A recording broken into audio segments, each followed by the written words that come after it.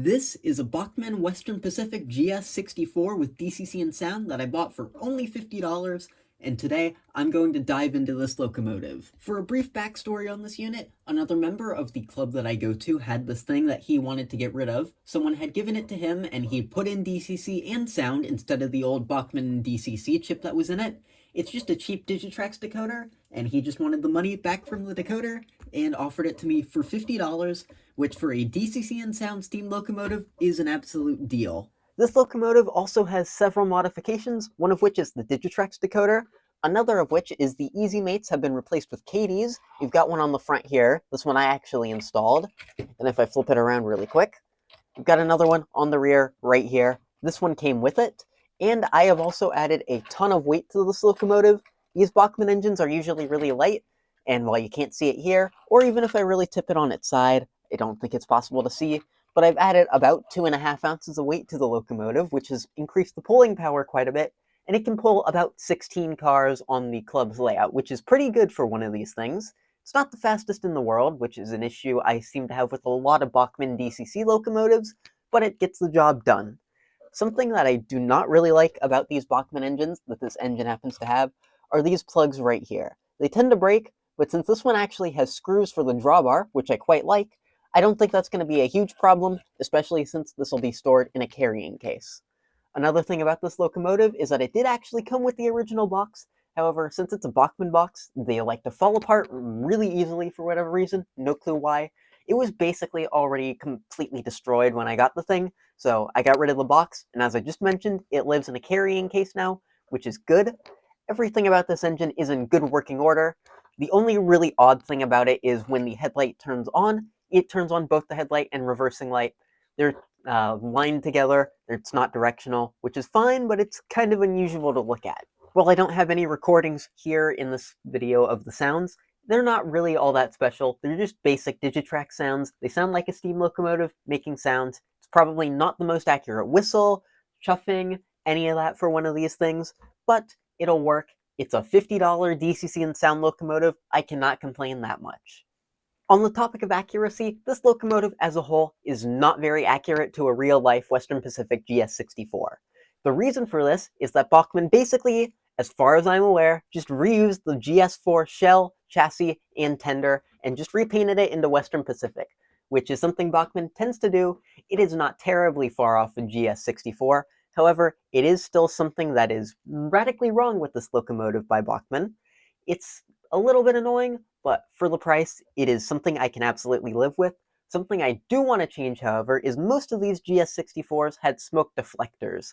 I cannot seem to find anyone that makes any in HO scale for any steam locomotive, and if anyone happens to know of any good suggestions for this thing, please do let me know. I also don't know if it would be very accurate, but I am slightly tempted to try and put windows in the cab. Again, please tell me if that's accurate or not, because if it is, I would definitely like to do it. If not, I will leave it alone. It just kind of looks odd as it is without any glass in there, so if it's accurate, I will definitely change it. That's enough talk about this thing, and I bet most of you just want to see this thing run and pull that pretty long train that I talked about earlier, I believe 16 cars or so, which you will see just about now. I've got a whole bunch of clips of it running at the club, and it should make for an entertaining bit.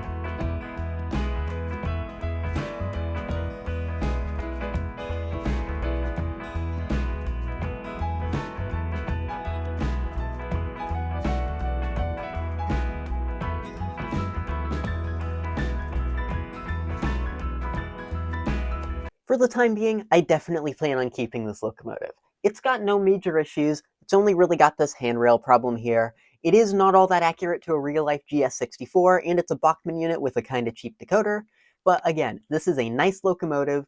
Western Pacific is relatively local to me, and it's kind of neat to have something that's not Southern Pacific, because that's just about what everyone else runs, and it's a really nice engine that pulls quite a few cars, and I'm pretty happy with this thing.